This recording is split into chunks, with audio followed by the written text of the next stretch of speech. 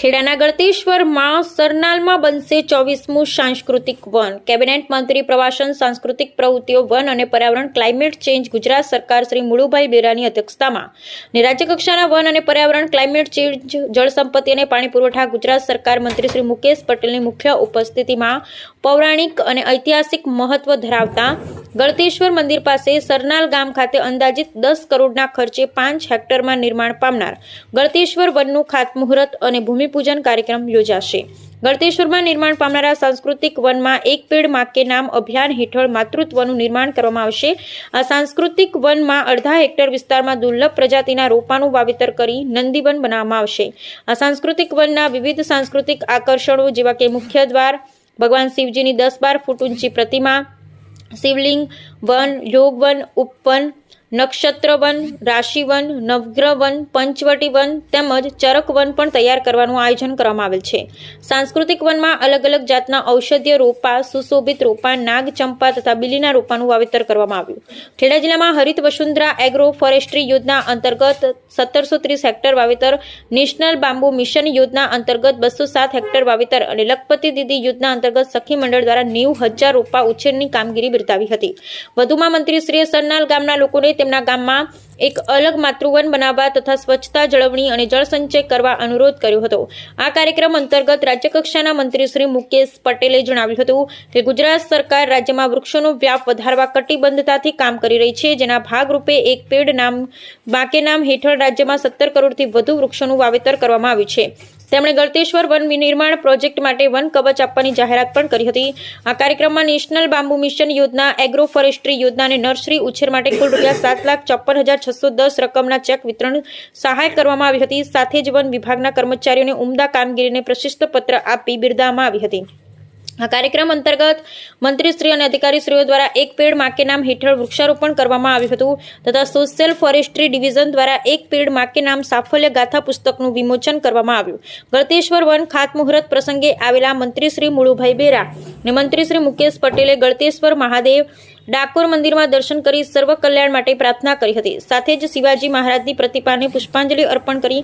આ પ્રસંગે ઠાસરા ધારાસભ્ય શ્રી યોગેન્દ્રસિંહ પરમાર, વન અને પર્યાવરણ વિભાગ અગ્ર સચિવ શ્રી સંજીવ કુમાર, જિલ્લા કલેક્ટર શ્રી અમિત પ્રકાશ યાદવ, જિલ્લા વિકાસ અધિકારી શ્રી જયંત કિશોર, અગ્ર મુખ્ય વન સંરક્ષક શ્રી અને head of the forest force Gujarat Shri doctor A P Singh, નાયબ વન સંરક્ષક શ્રી અભિષેક સામરિયા, અન્ય અધિકારી, સ્થાનિક પદાધિકારી, સૌ મિલ એસોસિએશનના હોદ્દેદારો, સરનાલ ગામ સરપંચ શ્રી સહિત મોટી સંખ્યામાં લોકો હાજર રહ્યા હતા.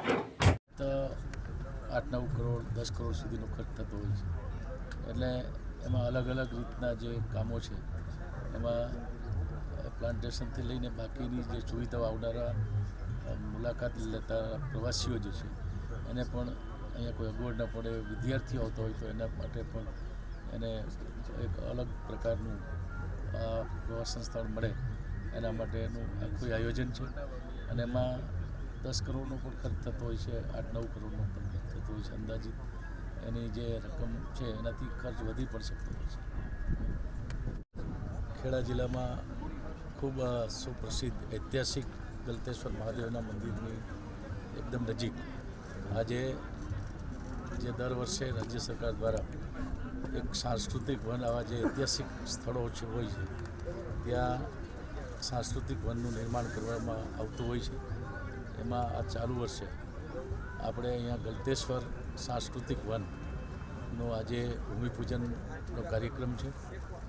ઐતિહાસિક રીતે જેનું ખૂબ મહત્ત્વ છે એવા ગળતેશ્વર મહાદેવના મહીસાગર અને ગળતી જે નદી છે એનો સંગમ પણ છે અને ખૂબ ઐતિહાસિક અને પૌરાણિક કહેવાય એ પ્રકારનું સેન્ટ્રલ આર્કોલોજી વિભાગ જેનો સંભાળ રાખે છે એવા એક ઐતિહાસિક આ મંદિર છે. અને આ મંદિરની આજુબાજુ એ આખી જગ્યા છે એ પ્રવાસન સ્થળ તરીકે પણ ખૂબ એનો વિકાસ થાય એવું છે. અહીંયા ખૂબ લોકો વર્ષમાં 2-3 ખૂબ મોટા કાર્યક્રમો થતા હોય છે અને રોજ પણ અહીંયા ઘણા બધા યાત્રિકો દર્શન કરવા માટે અને એક ખૂબ જ રમણીય સ્થળ છે અને જોવા માટે આવતા હોય છે. ત્યારે આ સાંસ્કૃતિક વનનું જે આજે ભૂમિપૂજન કરવામાં આવી રહ્યું છે એ વનનું નિર્માણ થતાં અહીંયા એક નવું એક મંદિરે આવતા અને આજુબાજુમાં આ તાલુકાને એક અને જિલ્લા માટે પણ ખૂબ સરસ રીતે એક પ્રવાસનની દ્રષ્ટિએ પણ ઉપયોગી થાય એવું આ વન છે એનું નિર્માણ કરવામાં આવ્યું છે. દર વર્ષે જે આ સાંસ્કૃતિક વનનું નિર્માણ જે થાય છે એમાં દરેક જગ્યાએ આજે ખૂબ મોટી સંખ્યામાં પ્રવાસીઓ ત્યાં આવતા હોય છે, વનની મુલાકાત લેતા હોય છે. એટલે આ એક એવી જગ્યા છે કે ત્યાં ખૂબ સરસ રીતે સાંસ્કૃતિક વનનું નિર્માણ કરવામાં આવ્યું છે.